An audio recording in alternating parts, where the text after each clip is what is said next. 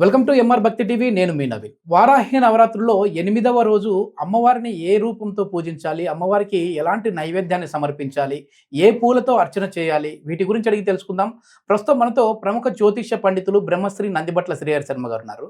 గురుగారు నమస్కారం. వాగర్థావివ సంపృక్తౌ వాగర్థ ప్రతిపత్తయే జగతః పితరౌ వందే పార్వతీ పరమేశ్వరౌ ఆదిత్యాయ చ సోమాయ మంగళాయ బుధాయ చ గురుశుక్ర శనిభ్యశ్చ రాహవే కేతవే నమః. శృంగేరి జగద్గురు పీఠాధిపతులకి కంచి పీఠాధిపతులకి నమస్కారములు తెలియచేసుకుంటూ కార్యక్రమాన్ని ప్రారంభిద్దాం. గురువుగారు, మనం మొదటి రోజు నుంచి ఇప్పుడు చివరి రోజుకి ఇంకా ఒక రోజు ముందుకు వచ్చేసాం. అంటే ప్రతిరోజు అమ్మవారిని ఏ రూపంలో మనం పూజించాలి, ఎలాంటి నైవేద్యం పెట్టాలి అని చెప్పేసి మనం తెలుసుకున్నాం గురూజీ. ఇప్పుడు 8వ రోజు అమ్మవారిని ఏ రూపంతో పూజించాలి, నైవేద్యం ఏం సమర్పించాలి గురు? 8వ రోజు అమ్మవారికి సంబంధించి వారాహి అమ్మవారి చిత్రపటాన్ని పెట్టుకొని పూజించుకునే వాళ్ళు వార్తాళి వారాహి రూపంలో కొలుచుకోవాలి. ఓకే. లలిత అమ్మవారి చిత్రపటాన్ని పెట్టుకునేటువంటి వాళ్ళు ఈరోజు విశేషంగా లక్ష్మీదేవి స్వరూపంగా అమ్మవారిని ఈరోజు కొలుచుకోవాలి. ఇక ఈ అమ్మవారు ఎలా ఉంటుంది అనంటే ఎర్రటి వస్త్రాలు ధరించి శవంపై కూర్చొని ఉంటుందట. ఓకే. శవం మీద కూర్చొని ఎర్రటి వస్త్రాలు ధరించి ఉంటుంది. పైగా ఈ అమ్మవారికి కూడా స్వప్నవారాహి లాగానే 3 కన్నులు ఉంటాయట. ఆ 3 కన్నులు కూడా నిప్పు కణికల్లాగా దగదగదగ మెరుస్తూ ఉంటాయట. అలాగే ఈ అమ్మవారి యొక్క శరీరము సంపూర్ణముగా నీలము రంగు ఛాయలో ఉంటాయట. ఓకే. ఓకే. ఇది అమ్మవారికి సంబంధించినటువంటిది. కాబట్టి ఈ అమ్మవారి యొక్క ఆయుధం ఏమిటంటే ఒక చేతి అభయహస్తము, ఇంకొక చేతితో వరదహస్తము, మిగతా 2 చేతుల్లో ఒక చేతిలో రోకలి, ఒక చేతిలో నాగలి పట్టి ఉంటుంది. ఈ అమ్మవారు ఉగ్రదేవత. అయితే ఈ అమ్మవారి రూపంలో నాగలి, రోకలి అనే సూచన ఏంటంటే సస్యదేవత అని ఇంతకు ముందుగా చాలాసార్లు చెప్పుకున్నాం కదా. రైతులకి చాలా ఇష్టం, ప్రాముఖ్యమైన దేవత, ప్రధాన దేవత అని. రోకలి అలాగే నాగలి. నాగలి పట్టి దున్నుతారు రైతులు. తదనంతరం పండించిన పంటని మొట్టమొదటి ఆయుధం నాగలి అయితే చివరన రోకలితో దంచి ధాన్యాన్ని సేకరించుకుంటారు. అంటే ప్రారంభానికి రైతులు కష్టము ప్రారంభానికి, కష్టం ముగింపుకి సూచనగా ఈ 2 ఆయుధాలు ధరించి పంటలకి సస్యశ్యామలాన్నిచ్చే దేవత నేనే అని తన యొక్క అవతార రూపంలో ఈ వార్తాళి వారాహి అమ్మవారి యొక్క వర్ణనలో మనకు తెలియజేయబడుతుంది. కాబట్టి ఈ అమ్మవారి ఆరాధన చేయడం వల్ల పంటలు సుభిక్షంగా పండుతాయి.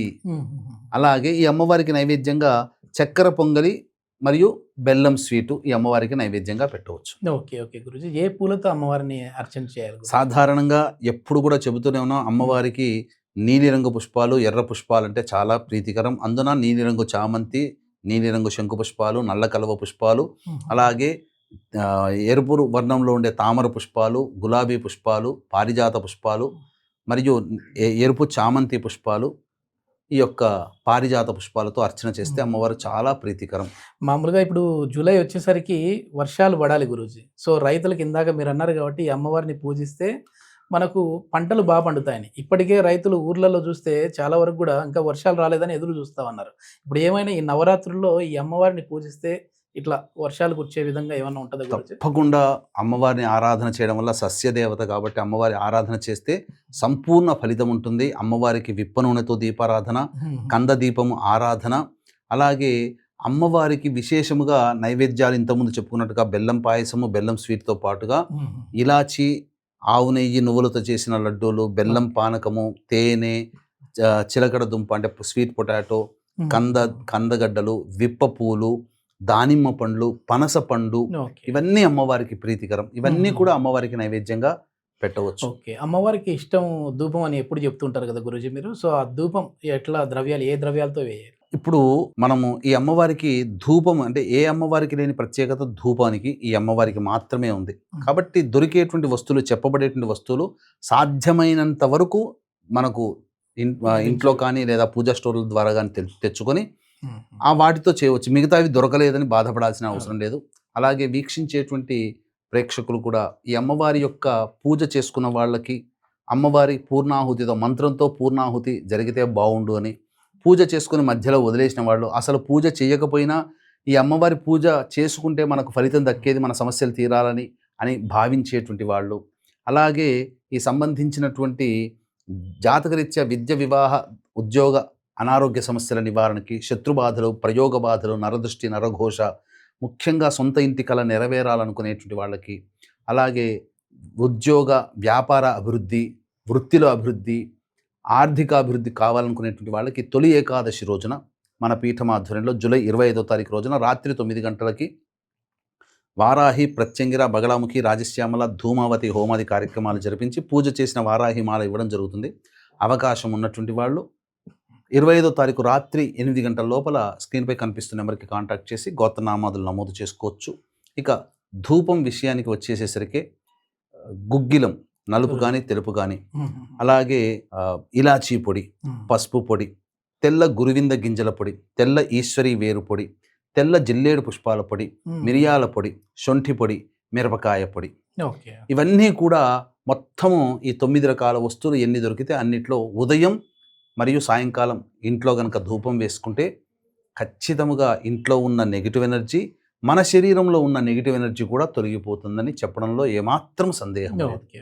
అమ్మవారి అనుగ్రహం పొందాలంటే ఇంకా ఏమైనా మంత్రం అనేది అమ్మవారికి జపిస్తే మంచిదా గురూజీ? ఏ సమయంలో చేయాలి? అమ్మవారి యొక్క అనుగ్రహాన్ని పొందడం కోసం చెప్పబోయేటువంటి మంత్రాన్ని ఉదయము, సాయంకాలము 1008 సార్లు లేదా 108 సార్లు అయినా కానీ జపించాలి. ఆ మంత్రము ఓం మహిషధ్వజాయై విద్మహే దండహస్తాయై చ ధీమహి తన్నో వారాహి ప్రచోదయాత్. ఓం మహిషధ్వజాయై విద్మహే దండహస్తాయై చ ధీమహి తన్నో వారాహి ప్రచోదయాత్.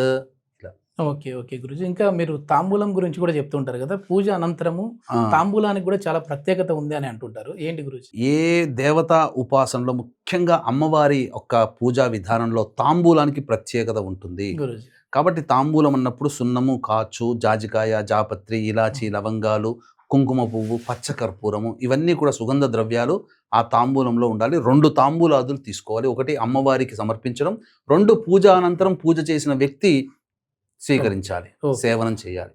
ఓకే గురుజీ. ఇది మొత్తానికి 8వ రోజు అమ్మవారిని ఏ రూపంలో పూజించాలి, ఎలాంటి నైవేద్యం అమ్మవారికి సమర్పించాలి, ఏ మంత్రంతో అమ్మవారిని పఠించాలి అనేది తెలుసుకున్నారు కదా.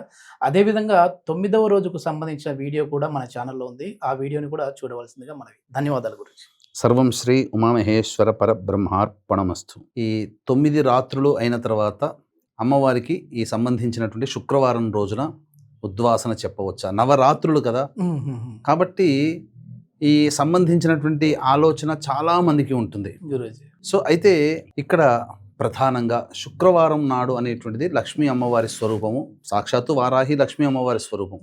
కదిలించకూడదు అనగా ఉద్వాసన చెప్పకూడదు. కాబట్టి శుక్రవారం నాడు కాకుండా శనివారం నాడు 7:38 తర్వాత దుర్ముహూర్తం పెడుతుంది. కాబట్టి సుమారు ఉదయం 8 గంటల ఆ ప్రాంతంలో మామూలుగా రెగ్యులర్గా ఏ విధంగానైతే మనం అమ్మవారి పూజ చేసుకుంటామో ఆ విధంగా పూజ, ధూపము, దీపము, నైవేద్యము, తాంబూలము ఇలా అవన్నీ సమర్పించి శనివారం నాడు ఉద్వాసన చేయడం చాలా శుభప్రదము అని చెప్పవచ్చు.